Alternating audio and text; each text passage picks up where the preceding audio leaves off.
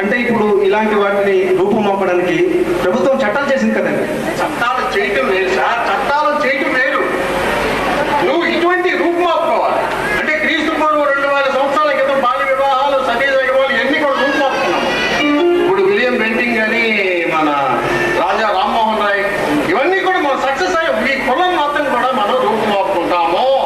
దానికి మీడియా సహకారం, ప్రజలకు ఇది ఆయన వాస్తవం తెలియదు. అంటే ఇలాంటి వాటిని మార్చుకోవడం జరుగుతుంది, సాధ్యమేనంటారు మీరు? కులతత్వం, మతతత్వం మార్చుకోవడం సాధ్యమేనంటారు? తప్పకుండా సాధ్యం సార్, తప్పకుండా సాధ్యం.